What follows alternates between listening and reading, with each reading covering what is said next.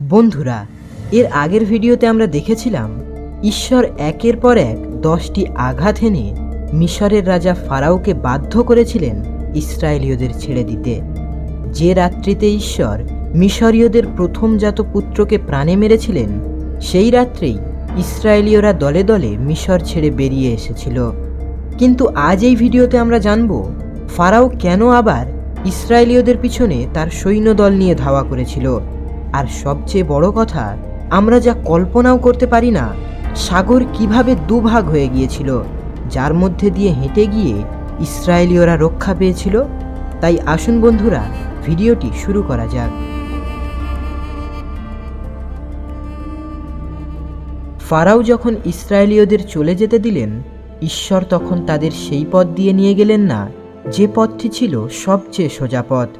ঈশ্বর তো বললেন, যুদ্ধের সম্ভাবনা দেখা দিলে লোকদের মন পাল্টে গেলেও তো যেতে পারে, তারা তো মিশরে আবার ফিরেও যেতে পারে।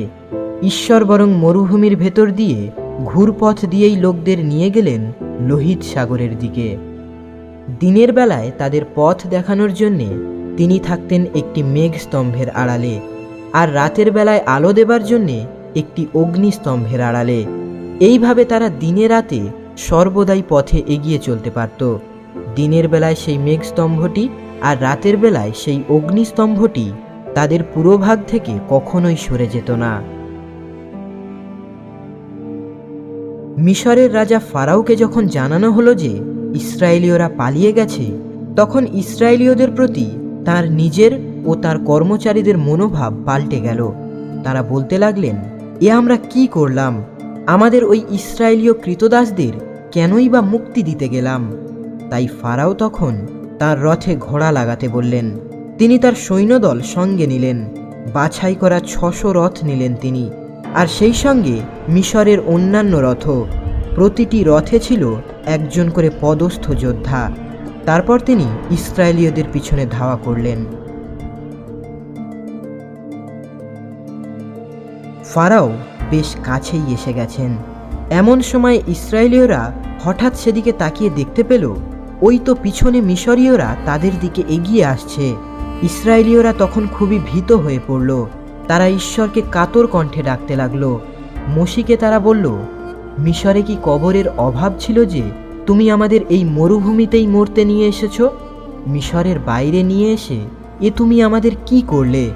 মিশরে থাকতে আমরা কি তোমাকে সেই কথাই বলিনি? আমরা কি বলিনি আমাদের ছেড়ে দাও, আমরা বরং মিশরীয়দের দাসত্বই করব? মরুভূমিতে মরার চেয়ে মিশরীয়দের দাসত্ব করাই বরং ভালো। তখন মোশি লোকদের বললেন, না, ভয় পেও না তোমরা, এখানে বরং স্থির হয়ে দাঁড়াও। দেখতে পাবে আজ ঈশ্বর তোমাদের কেমনভাবে রক্ষা করেন। ওই যে মিশরীয়রা, তোমরা এখন চোখের সামনে যাদের দেখছো, পরে কিন্তু ওদের আর কোনো দিনই দেখতে পাবে না। ঈশ্বর নিজেই তোমাদের পক্ষ নিয়ে সংগ্রাম করবেন। ঈশ্বর তখন মোশিকে বললেন, তুমি তোমার পাঁচনিটা তুলে সাগরের ওপর হাত বাড়িয়ে দাও, সাগরকে দুভাগ করে ফেলো, যাতে ইসরায়েলীয়রা সাগরের মাঝখান দিয়ে শুকনো মাটির ওপর দিয়েই হেঁটে যেতে পারে। মোশি সাগরের ওপর হাত বাড়িয়ে দিলেন। তখন ঈশ্বর সারা রাত ধরে প্রবল এক পূবে বাতাস বইয়ে সাগরকে পিছু হটিয়ে দিলেন এবং সেখানে সাগরকে পরিণত করলেন শুষ্ক ভূমিতে। জলরাশি দুভাগ হয়ে গেল। তখন ইসরায়েলীয়রা সাগরের মাঝখানে শুকনো মাটির ওপর দিয়েই হেঁটে চলতে লাগলো। তাদের ডান ও বাঁ পাশে জলরাশি দেওয়ালের মতো খাড়া হয়ে দাঁড়িয়ে রইল। মিশরীয়রা তখন তাদের পিছনে ধাওয়া করল। ফারাওর সমস্ত অশ্ব, রথ ও অশ্বারোহী সৈন্য তাদের পিছু পিছু এসে সাগরের মধ্যে নেমে পড়ল। ঈশ্বর তখন মিশরীয় বাহিনীর ওপর দৃষ্টি আনত করে তাদের বিভ্রান্ত করে দিলেন। তিনি এমনভাবে তাদের প্রতিটি রথের চাকা আটকে দিলেন যে এগিয়ে চলা তখন দুঃসাধ্য হয়ে উঠল। ঈশ্বর তখন মোশিকে বললেন, এবার সাগরের ওপর তোমার হাত বাড়িয়ে দাও। জলরাশি ফিরে এসে ঝাঁপিয়ে পড়ুক মিশরীয়দের ওপর, তাদের সমস্ত রথ ও অশ্বারোহী সৈন্যের ওপর।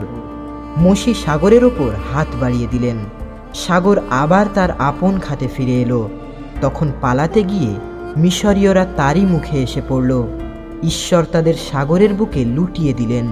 তাদের একজনও রক্ষা পেল না। আর ওদিকে ইসরায়েলীয়রা তো ততক্ষণে শুকনো মাটির ওপর দিয়ে সাগর পার হয়ে গিয়েছিল। তাদের ডান ও বাঁ পাশে খাড়া দেওয়ালের মতো দাঁড়িয়েছিল জলরাশি। এইভাবেই সেদিন মিশরীয়দের হাত থেকে ঈশ্বর ইসরায়েলীয়দের রক্ষা করলেন।